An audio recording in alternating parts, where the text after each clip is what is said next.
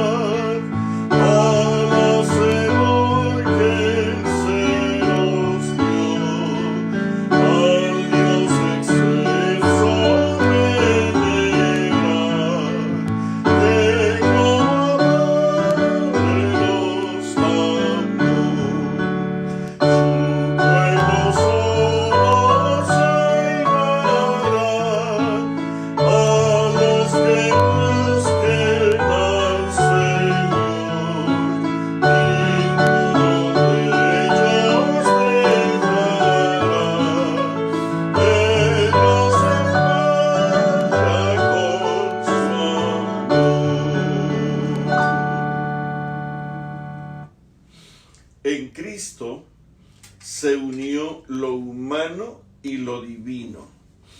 Su misión consistía en reconciliar a Dios y el hombre, en unir lo finito con lo infinito.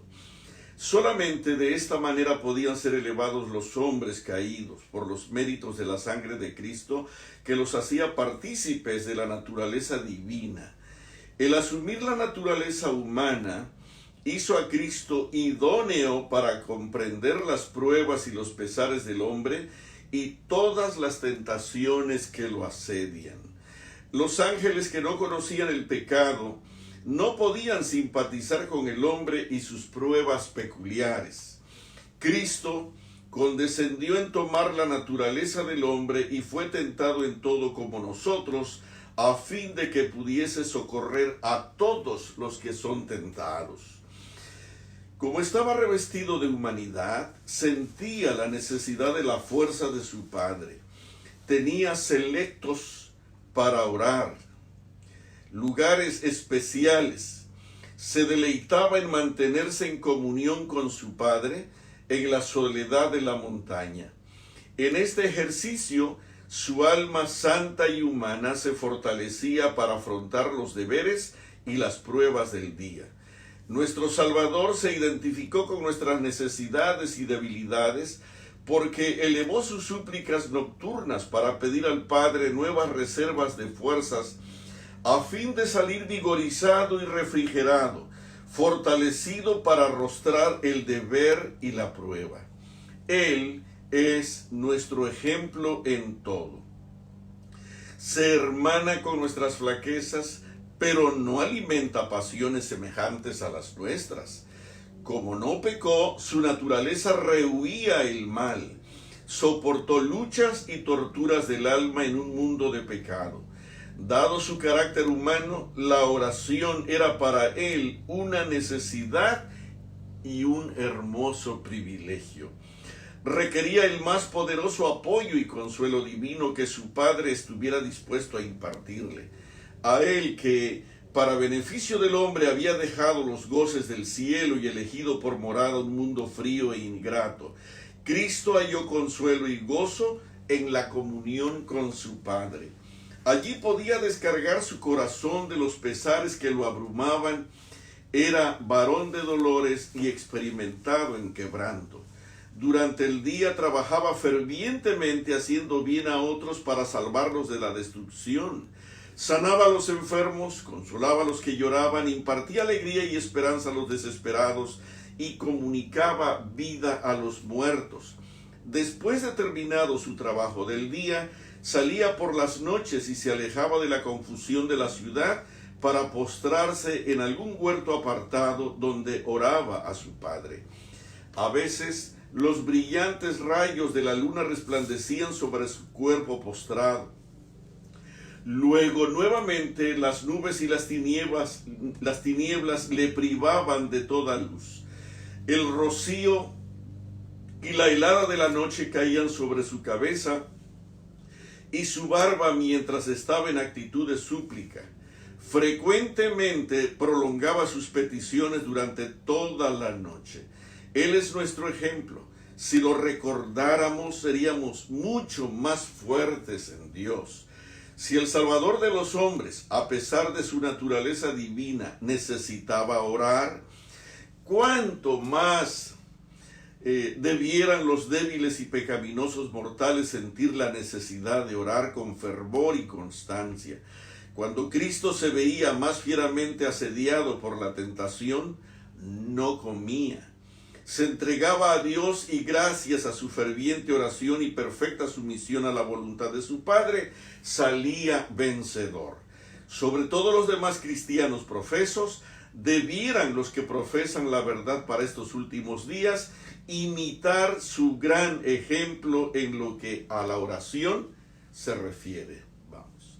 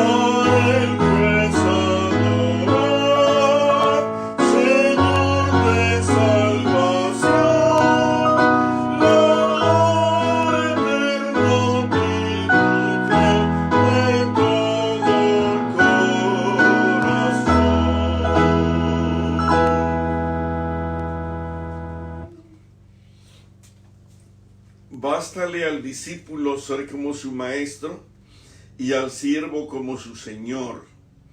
Nuestras mesas están con frecuencia cargadas de manjares malsanos e innecesarios, porque amamos esas cosas más que la abnegación, la salud y la sanidad mental. Jesús pedía fuerza a su Padre con fervor. El divino Hijo de Dios la consideraba de más valor que el sentarse ante la mesa más lujosa. Demostró que la oración es esencial para recibir fuerzas con que contender contra las potestades de las tinieblas y hacer la obra que se nos ha encomendado. Nuestra propia fuerza es debilidad, pero la que Dios concede es poderosa y hará más que vencedor a todo aquel que la obtenga. Mientras el Hijo de Dios se postraba en actitud de oración en el huerto de Getsemaní, a causa de la agonía de su espíritu, brotó de sus poros sudor como grandes gotas de sangre. Allí fue donde le rodeó el horror de densas tinieblas. Pesaban sobre él los pecados del mundo. Sufría en lugar del hombre como transgresor de la ley de su Padre. Allí se produjo la escena de la tentación. La divina luz desapareció de su vista y él pasó a manos de las potestades de las tinieblas. En su angustia mental cayó postrado sobre la tierra fría. Se percataba del ceño de su Padre. Había desviado la copa del sufrimiento de los labios del hombre culpable y se proponía beberla él mismo para dar al hombre en cambio la copa de la bendición. La ira que habría caído sobre el hombre recayó en ese momento sobre Cristo. Allí fue donde la copa misteriosa tembló en su mano. Jesús había acudido a menudo a Getsemaní con sus discípulos para meditar y orar. Ellos conocían bien este retiro sagrado. Aún Judas sabía dónde conducir a la turba homicida a fin de entregar a Jesús en sus manos. Nunca antes había visitado este lugar el Salvador con un corazón tan apesadumbrado. Lo que rehuía el Hijo de Dios no era el sufrimiento corporal, ni fue esto lo que arrancó de sus labios en presencia de sus discípulos estas amargas palabras. Mi alma está muy triste hasta la muerte. Quedaos aquí, dijo él, y velad conmigo. Mateo 26:38. Dejando a sus discípulos al alcance de su voz, se fue a corta distancia de ellos y cayó sobre su rostro y oró. Presa su alma de agonía, rogaba: Padre mío, si es posible, pase de mí este vaso, empero no como yo quiero, sino como tú. Le abrumaban los pecados de un mundo perdido. Comprendiendo el enojo de su padre como consecuencia del pecado, desgarraba su corazón una agonía intensa y hacía brotar de su frente grandes gotas de sangre que corriendo por sus pálidas mejillas caían al suelo y humedecían la tierra. Levantándose de su postración, se acercó a sus discípulos y los halló durmiendo. Díjole a Pedro: ¿así que no habéis podido velar conmigo una hora? Velad y orad para que no entréis en tentación. El espíritu a la verdad está dispuesto, pero la carne es débil. En el momento más importante, cuando les había rogado en especial que velasen con él, Jesús halló dormido a los discípulos. Él sabía que le sobrevendrían graves conflictos y tentaciones. Los había llevado consigo para que lo fortalecieran y para que los acontecimientos que presenciasen esa noche y las lecciones de instrucción que recibieran se quedasen grabados indeleblemente en su memoria. Esto era necesario para que su fe no desfalleciera, sino que fuese fortalecida para la prueba que les esperaba. Pero en vez de velar con Cristo, abrumados por el pesar, se durmieron. Aún el ardiente Pedro, que pocas horas antes había declarado que sufriría y, si era necesario, moriría por su Señor, se había dormido. En el momento más crítico, cuando el Hijo de Dios necesitaba la simpatía y sus sentidas oraciones, los halló durmiendo. Al dormir, así perdieron mucho. Nuestro Salvador quería fortalecerlos para la severa prueba a la cual muy pronto iba a ser sometida su fe. Si hubiesen pasado esos momentos tristes velando con su amado Salvador y orando a Dios, Pedro no habría sido abandonado a su propia débil fuerza que le indujo a negar a su Señor en el momento de prueba. El Hijo de Dios se alejó por segunda vez y oró diciendo: Padre mío, si no puede este vaso pasar de mí sin que yo lo beba, hágase tu voluntad. Nuevamente volvió a donde estaban los discípulos y otra vez los halló durmiendo. Tenían los ojos pesados. Estos discípulos dormidos representan a una iglesia que duerme cuando se acerca el día de juicio de Dios. Estos discípulos dormidos representan a una iglesia que duerme cuando se acerca el día del juicio de Dios. Es un tiempo de nubes y densas tinieblas cuando es peligroso dormirse.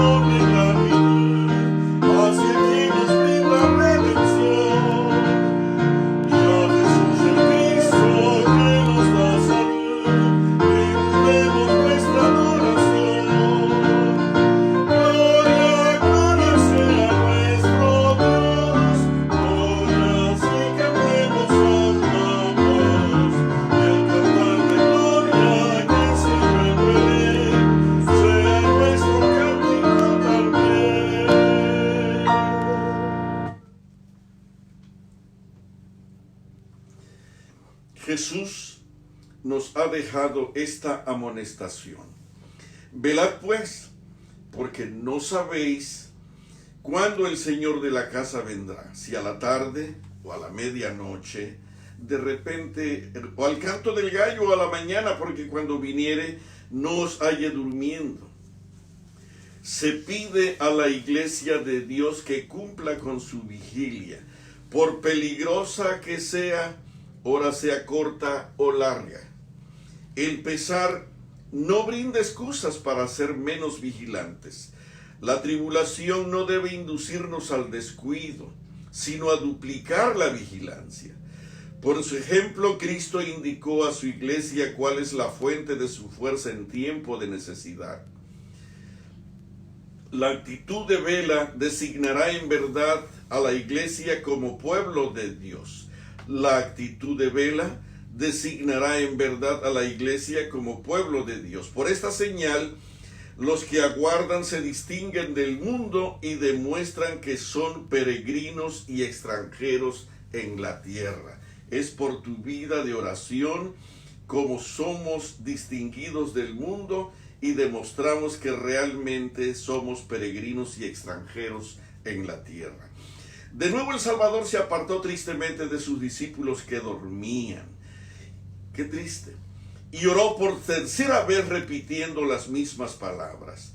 Luego volvió a ellos y les dijo: dormid ya, descansad. He aquí, ha llegado la hora y el Hijo del Hombre es entregado en mano de pecadores. Qué crueles fueron los discípulos, qué crueles fueron los discípulos al permitir que el sueño les cerrase los ojos y encadenase sus sentidos, mientras su divino Señor soportaba tan inefable angustia mental. Si hubiesen permanecido en vela, no habrían perdido su fe al contemplar al Hijo de Dios muriendo en la cruz.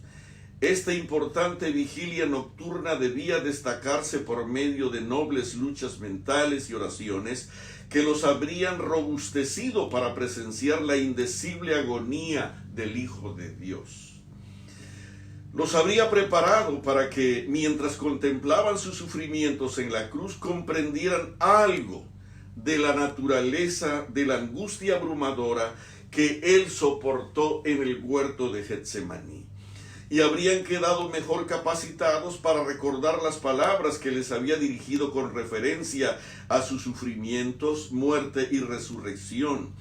Y en medio de la lobreguez de aquella hora terrible y penosa, algunos rayos de esperanza habrían iluminado las tinieblas y habrían sostenido su fe.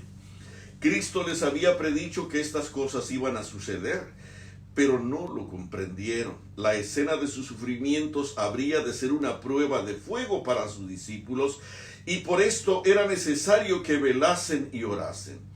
Su fe necesitaría ser sostenida por una fuerza invisible, mientras experimentaran el triunfo de las potestades de las tinieblas. Podemos apreciar apenas débilmente la angustia inenarrable que sintió el amado Hijo de Dios en Getsemaní. Al comprender que se había separado de Dios al llevar el pecado del hombre, Él fue hecho pecado por la especie caída. La sensación de que se apartaba de Él el amor de su Padre arrancó de su alma angustiada estas dolorosas palabras: mi alma está muy triste hasta la muerte. Si es posible, Padre, pase de mí este vaso. Luego, con completa sumisión a la voluntad de su Padre, añadió: empero no sea como yo quiero, sino como tú. El divino Hijo de Dios desmayaba y se moría. El Padre envió a un mensajero de su presencia para que fortaleciera al divino doliente y le ayudara a pisar la senda ensangrentada. Si los mortales hubiesen podido ver el pesar y asombro de la hueste angélica al contemplar en silencioso dolor cómo el Padre separaba sus rayos de luz, su amor y gloria del amado Hijo de su seno, comprenderían mejor cuán ofensivo es el pecado a la vista de Dios. La espada de la justicia iba a ser desenvainada contra su amado Hijo. Con un beso fue entregado en manos de sus enemigos y llevado apresuradamente al tribunal terreno, donde había de ser ridiculizado y condenado a muerte por mortales pecaminosos como tú y como yo. Allí, el glorioso Hijo de Dios fue herido por nuestras rebeliones, molidos por nuestros pecados, Isaías 53:5. Soportó burlas, insultos, ignominiosos abusos, hasta que fue desfigurado de los hombres su parecer y su hermosura más que la de los hijos de los hombres. ¿Quién puede comprender el amor manifestado aquí? La hueste angélica contempló con admiración y pesar a aquel que había sido la majestad del cielo y que había llevado la corona de gloria y ahora soportaba la corona de espinas, víctima sangrante de la ira de una turba enfurecida e inflamada de insana locura por la ira de Satanás. Contemplemos al paciente y dolorido. Las espinas coronan su cabeza, su sangre fluye de las venas laceradas, y todo por causa de tu pecado y mi pecado. Nadie podía haber inducido a Cristo a dejar su honor y majestad celestiales y venir a un mundo pecaminoso para ser olvidado, despreciado y rechazado por aquellos a quienes había venido a salvar y finalmente para sufrir en la cruz, sino el amor eterno y redentor que siempre será un misterio. Admiraos, oh cielos, y asómbrate, oh tierra. He aquí el opresor y al oprimido. Una vasta multitud rodea al Salvador del mundo. Las burlas y los escarnios se mezclan con maldiciones y blasfemias. Los miserables sin sentimientos comentan su humildad, nacimiento y vida. Los príncipes de los sacerdotes y ancianos ridiculizan su aserto de que es el Hijo de Dios. Y las bromas vulgares y el ridículo insultante vuelan de un labio a otro. Satanás ejercía pleno dominio sobre la mente de sus siervos. ¿Cuántos de nosotros estuvimos allí? A fin de lograr esto eficazmente, comenzó con los príncipes de los sacerdotes y ancianos y les infundió frenesí religioso. Movía a estos últimos el mismo espíritu satánico que controla a los más viles y endurecidos miserables.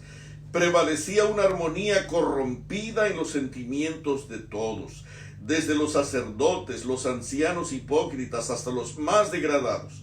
Sobre los hombros de Cristo, el precioso Hijo de Dios, se puso la cruz. Cada paso de Jesús quedaba marcado por la sangre que fluía de sus heridas, rodeado por una inmensa muchedumbre de acervos enemigos y espectadores insensibles. Se lo condujo a la crucifixión. Angustiado él y afligido, no abrió su boca. Como cordero fue llevado al matadero, como oveja delante de sus trasquiladores. Enmudeció y no abrió su boca.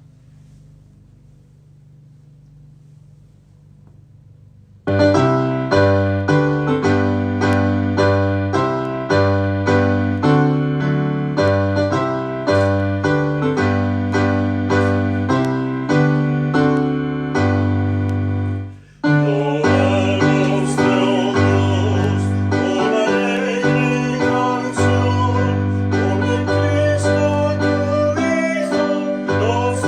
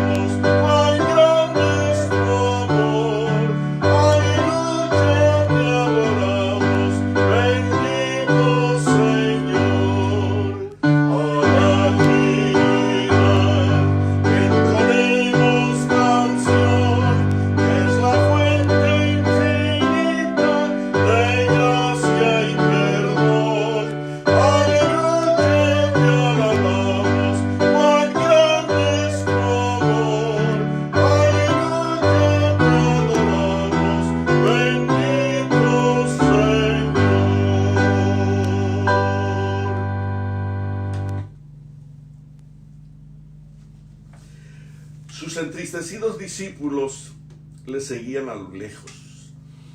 Detrás de la turba homicida lo vieron clavado en la cruz, colgado en los cielos y la tierra. Sus corazones rebosaban de angustia al ver a su amado maestro sufriendo como un criminal. Cerca de la cruz, los ciegos, fanáticos e infieles sacerdotes y ancianos le escarnecían y se burlaban de él diciendo: ¡Hey, tú, el que derribas el templo y en 3 días lo reedificas, sálvate a ti mismo! Si eres hijo de Dios, desciende de la cruz. De esta manera también los príncipes de los sacerdotes, escarneciéndole con los escribas y los fariseos y los ancianos, decían: a otro salvó, a sí mismo no se puede salvar. Si es el rey de Israel, descienda ahora de la cruz y creeremos en él. Confío en Dios, líbrele ahora si le quiere, porque ha dicho: soy hijo de Dios. Mateo 27, 40 al 43. Ni una palabra contestó Jesús a todo esto. Mientras se hundían los clavos en sus manos y grandes gotas de sudor agónico brotaban de sus poros, los labios pálidos y temblorosos del doliente inocente exhalaron una oración de amor perdonador en favor de sus homicidas. Padre, perdónalos, porque no saben lo que hacen. Lucas 23, 34. Todo el cielo contemplaba la escena con profundo interés. El glorioso Redentor del mundo perdido sufría la penalidad que merecía la transgresión de la ley del Padre que había cometido el hombre. Estaba por redimir a su pueblo con su propia sangre. Estaba pagando lo que con justicia exigía la santa ley de Dios. Tal era el medio por el cual se había de acabar finalmente con el pecado, Satanás y su hueste.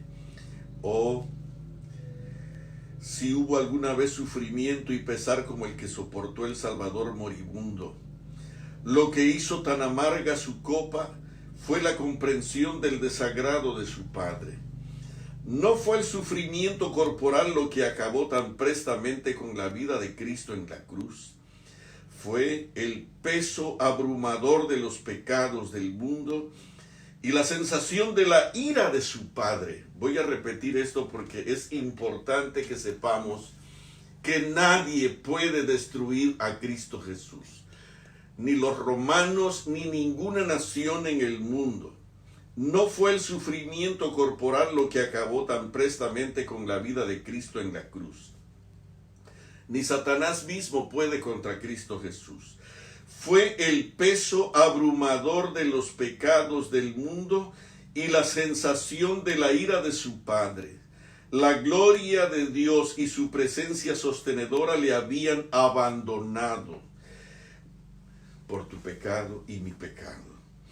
La desesperación le aplastaba con su peso tenebroso y arrancó de sus labios pálidos y temblorosos el grito angustiado: Dios mío, ¿por qué me has desamparado? Mateo 27, 46. Unido con el Padre, había hecho el mundo. Frente a los sufrimientos agonizantes del Hijo de Dios, únicamente los hombres ciegos y engañados permanecieron insensibles. Los príncipes de los sacerdotes y ancianos vilipendiaban al amado Hijo de Dios mientras éste agonizaba y moría. Pero la naturaleza inanimada gemía y simpatizaba con su autor, que sangraba y perecía. La tierra tembló. El sol se negó a contemplar la escena. Los cielos se cubrieron de tinieblas. Los ángeles presenciaron la escena del sufrimiento hasta que no pudieron mirarla más y apartaron sus rostros del horrendo espectáculo. Cristo moría en medio de la desesperación. Había desaparecido la sonrisa de aprobación del Padre y a los ángeles no se les permitía aliviar la lobreguez de esta hora atroz. Solo podían contemplar con asombro a su amado general, la majestad del cielo que sufría la transgresión mía y tuya. Aún las dudas asaltaron al moribundo Hijo de Dios. No podía ver a través de los portales de la tumba. Ninguna esperanza resplandeciente le presentaba su salida del sepulcro como vencedor, ni la aceptación de su sacrificio de parte de su Padre. El Hijo de Dios sintió hasta lo sumo el peso del pecado del mundo con todo su espanto. El desagrado del Padre por el pecado y la penalidad de éste, la muerte, era todo lo que podía vislumbrar a través de estas pavorosas tinieblas. Se sintió tentado a temer que el pecado fuese tan ofensivo para los ojos de Dios, que no pudiese reconciliarse más con su Hijo. La fiera tentación de que su propio Padre le había abandonado para siempre le arrancó ese clamor angustioso en la cruz: Dios mío, ¿por qué me has desamparado?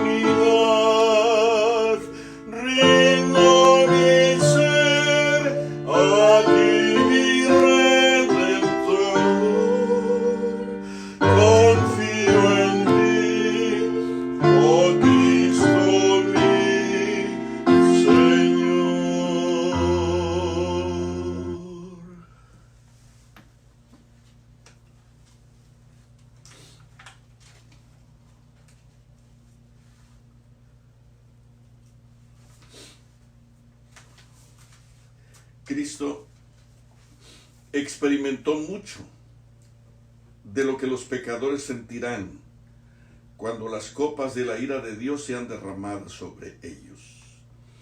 La negra desesperación envolverá como una mortaja sus almas culpables y comprenderán en todo su sentido la horrible pecaminosidad del pecado. La salvación ha sido comprada para ellos por los sufrimientos y la muerte del Hijo de Dios. Podría ser suya si la aceptaran voluntaria y gustosamente. pero ninguno está obligado a obedecer la ley de Dios. Si niegan el beneficio celestial y prefieren los placeres y el engaño del pecado, consumarán su elección, pero al fin recibirán su salario, la ira de Dios y la muerte eterna. Estarán para siempre separados de la presencia de Jesús, cuyo sacrificio han despreciado. Habrán perdido una vida de felicidad y sacrificado la vida eterna por los placeres momentáneos del pecado. La fe y la esperanza temblaron en medio de la agonía mortal de Cristo, porque Dios ya no le aseguró su aprobación y aceptación como hasta entonces. El Redentor del mundo había confiado en las evidencias que le habían fortalecido hasta allí, de que su Padre aceptaba sus labores y se complacía en su obra. En su agonía mortal, mientras entregaba su preciosa vida, tuvo que confiar por la fe solamente en aquel a quien había obedecido con gozo. No le alentaron claros y brillantes rayos de esperanza que iluminasen a diestra y a siniestra. Todo lo que había alrededor lo envolvía en una lobreguez opresiva. En medio de las espantosas tinieblas que la naturaleza formó por simpatía, el Redentor del mundo apuró la misteriosa copa hasta las heces, mientras se le denegaba hasta la brillante esperanza y confianza en el triunfo que obtendría en lo futuro. Exclamó con fuerte voz: Padre, en tus manos encomiendo mi espíritu. Lucas 23:46. Conocía el carácter de su Padre, su justicia, misericordia y gran amor, y sometiéndose a él, se entregó en sus manos. En medio de las convulsiones de la naturaleza, los asombrados espectadores oyeron las palabras del moribundo del Calvario. La naturaleza simpatizó con los sufrimientos de su autor. La tierra convulsa y las rocas desgarradas proclamaron que él era el Hijo de Dios quien moría. Hubo un gran terremoto. El velo del templo se rasgó en dos. El terror se apoderó de los verdugos y de los espectadores. Cuando las tinieblas velaron al sol, la tierra tembló bajo sus pies y las rocas se partieron. Las burlas y los escarnios de los príncipes, de los sacerdotes y ancianos cesaron cuando Cristo entregó su espíritu en las manos de su Padre. La asombrada muchedumbre empezó a retirarse y a buscar a tientas en las tinieblas el camino de regreso a la ciudad. Se agolpaban el pecho mientras iban y con terror cuchicheaban entre sí. Asesinaron a un inocente. ¿Qué será de nosotros si verdaderamente él fuera como lo afirmó el Hijo de Dios?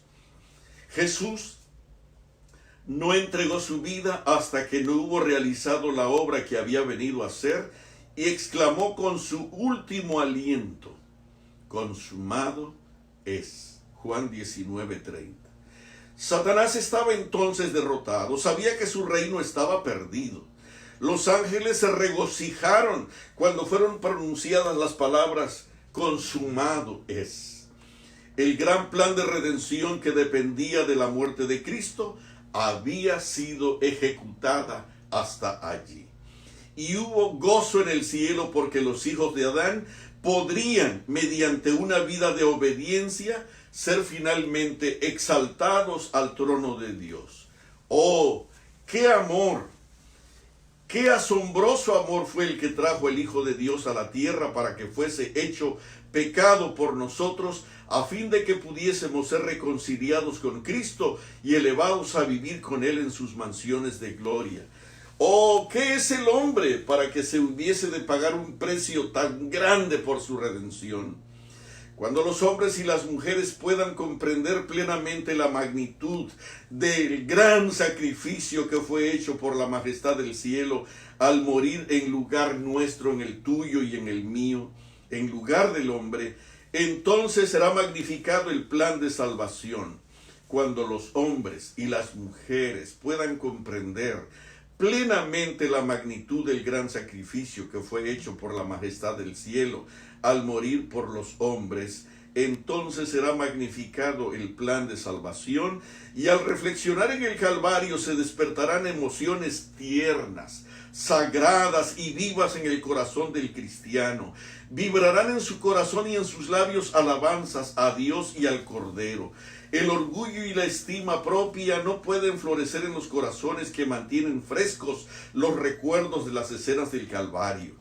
Este mundo parecerá de poco valor a aquellos que estimen el gran precio de la redención del hombre, la preciosa sangre del amado Hijo de Dios. Todas las riquezas del mundo no tienen suficiente valor para redimir un alma que perece. ¿Quién puede medir el amor que sintió Cristo por el mundo perdido, mientras pendía de la cruz sufriendo por los pecados de los hombres culpables? Este incomprensible amor de Dios fue inconmensurablemente infinito. ¿Quién puede medir el amor que sintió Cristo por el mundo perdido, mientras pendía de la cruz sufriendo por los pecados de los hombres culpables? Este incomprensible amor de Dios fue inconmensurablemente infinito. Este incomprensible amor de Dios fue inconmensurablemente infinito. Este incomprensible amor de Dios fue inconmensurablemente infinito.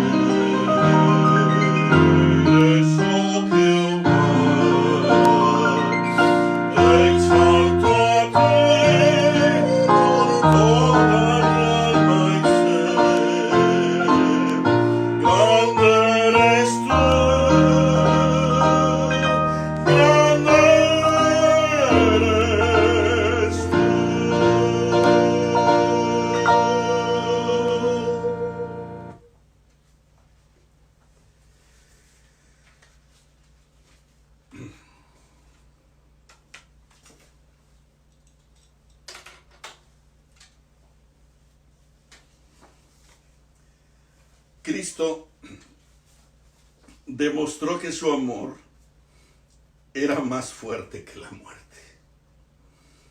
Estaba cumpliendo la salvación del hombre. Y aunque sostenía el más espantoso conflicto con las potestades de las tinieblas, en medio de todo ello su amor se intensificaba. Soportó que se ocultase el rostro de su Padre, hasta sentirse inducido a exclamar con amargura en el alma: Dios mío, ¿por qué me has desamparado? Su brazo trajo salvación. Pagó el precio para comprar la redención del hombre cuando, en la última lucha de su alma, expresó las palabras bienaventuradas que parecieron repercutir por todo el universo: consumado es. Muchos, tristemente, por favor,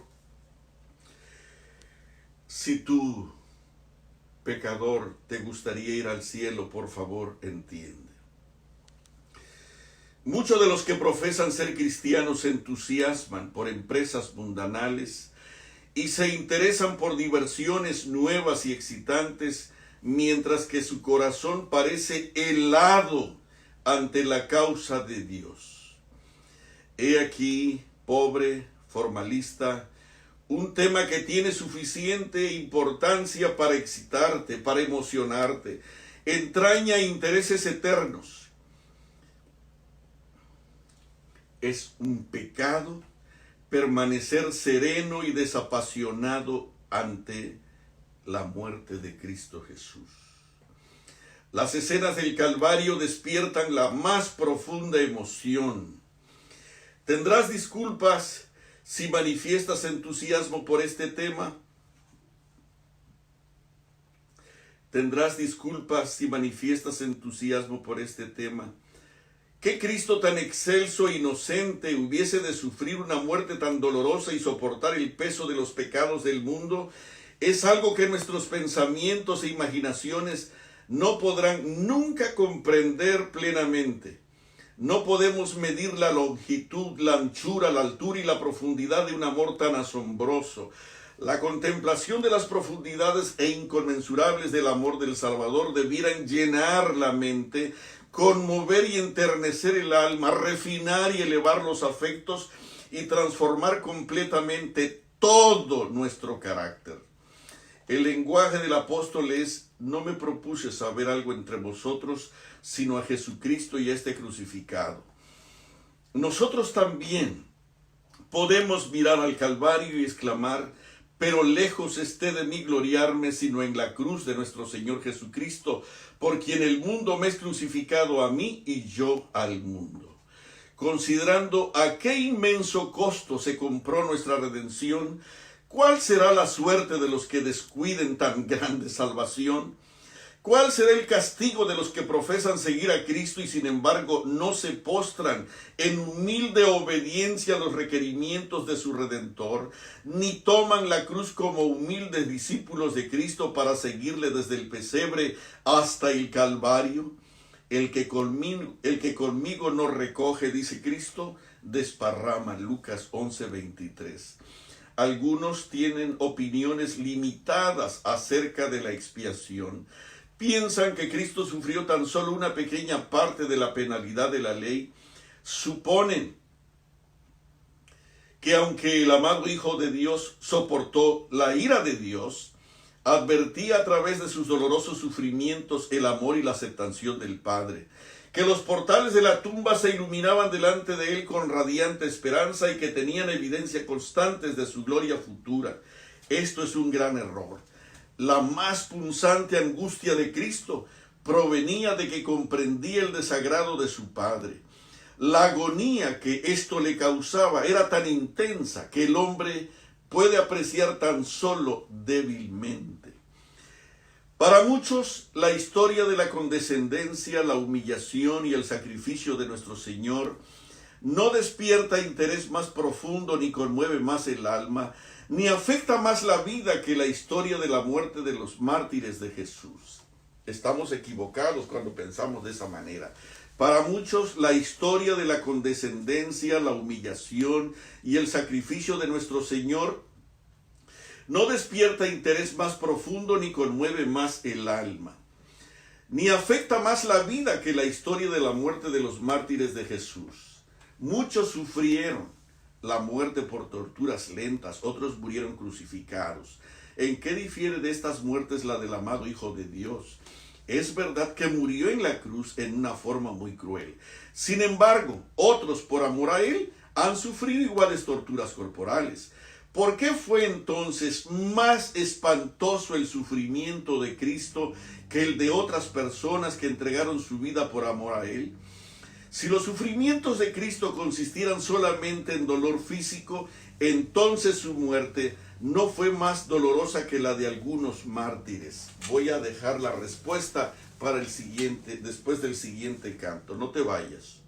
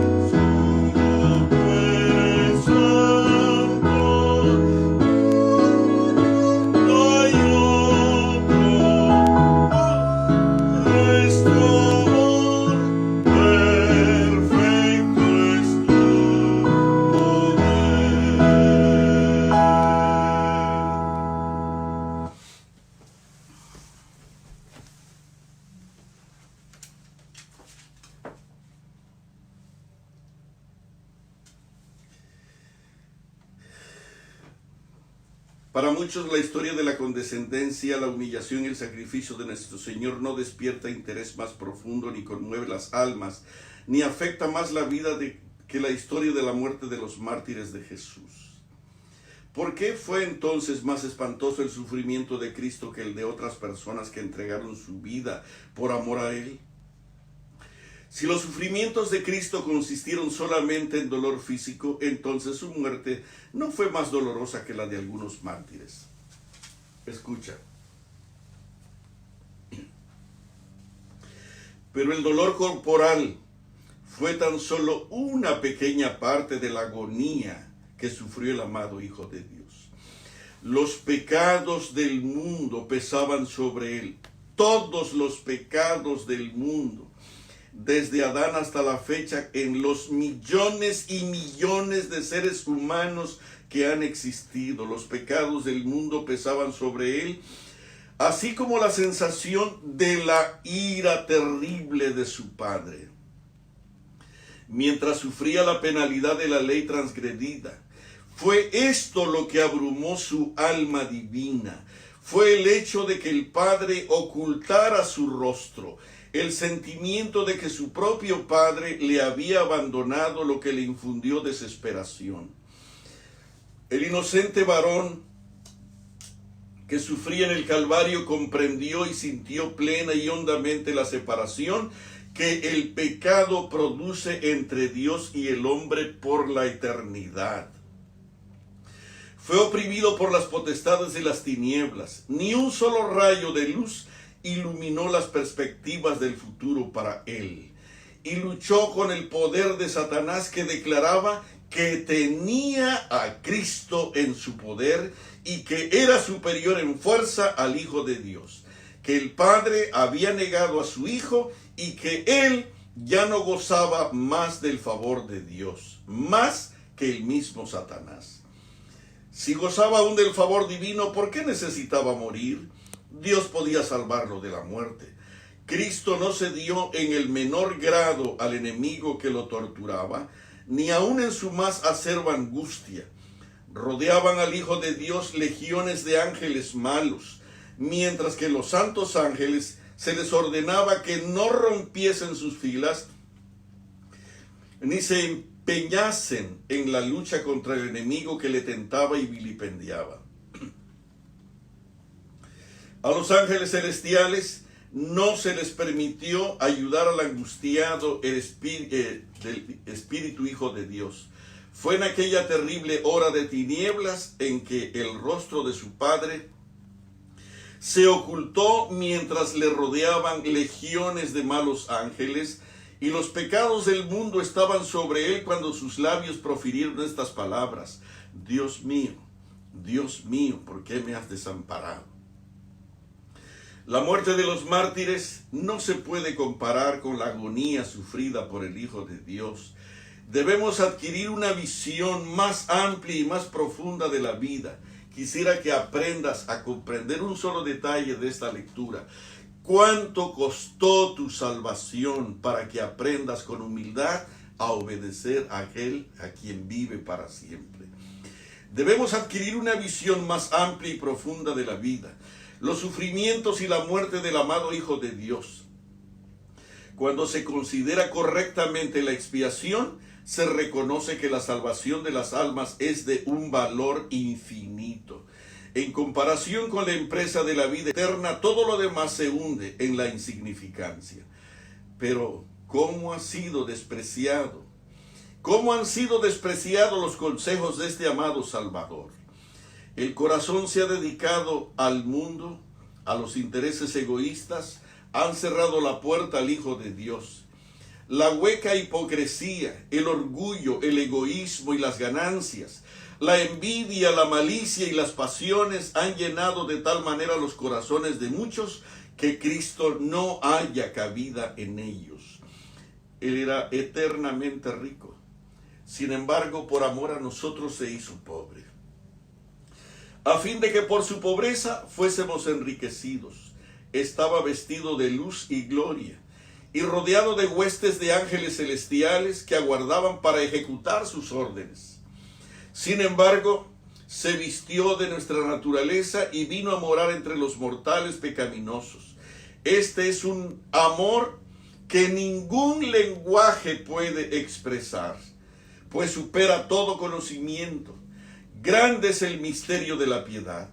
Nuestras almas deben ser vivificadas, elevadas y arrobadas por el tema del amor del Padre y del Hijo hacia el hombre. Los discípulos de Cristo deben aprender aquí a reflejar en cierto grado este gran misterio de amor, y así se prepararán para unirse con todos los redimidos que atribuirán al que está sentado en el trono y al Cordero la bendición y la honra y la gloria y el poder para siempre jamás. Bendito sea su santo nombre y para siempre. Vamos a terminar cantando el himno Jamás podrá alguien separarnos.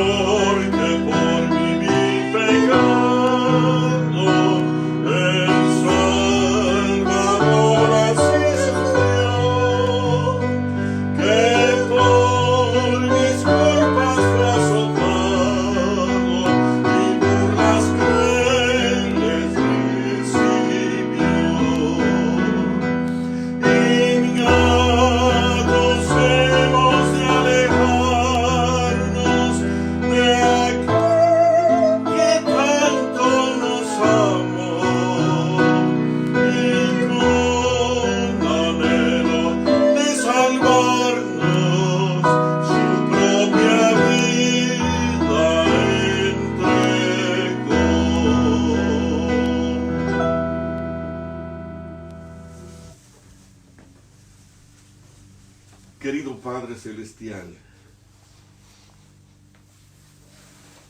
¿cómo podremos pagar tan inmenso sacrificio? Nuestro pago es indiferencia, rechazo, desobediencia, incredulidad, superficialidad, una iglesia que vamos a acompañar para dormir, una iglesia donde nuestros hijos corren por aquí, por allá, demostrando lo desordenados que los padres somos. Una iglesia, Señor,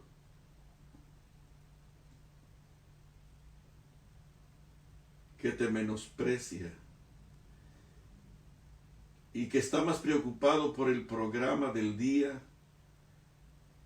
que por el sacrificio intercesor de Cristo Jesús. Por favor, perdónanos, perdónanos, perdónanos y ayúdanos a valorar, a entender y a preocuparnos cuánto costó el sacrificio de Cristo Jesús, que es el único recurso que tenemos de salvación. Por favor, ayúdanos a entenderlo. Por favor, ayúdanos a valorarlo. Por favor, ayúdanos a dedicarle mente, capacidad, energía y tiempo, y que nuestro pensamiento pueda estar concentrado en comprender ese infinito sacrificio que sin él no podemos conseguir la vida eterna. Te ruego una bendición para todos tus hijos en el mundo entero. Que cada uno, Señor, pueda valorar el sacrificio de tu Hijo amado y en ese maravilloso sacrificio, con un arrepentimiento sincero, con una confesión honesta y con una disposición a abandonar y a odiar el pecado para siempre, podamos vivir una vida de obediencia conectados al brazo poderoso de Cristo Jesús. En su sagrado, precioso y bendito nombre te lo pedimos. Amén. Muchísimas gracias. Que Dios les bendiga.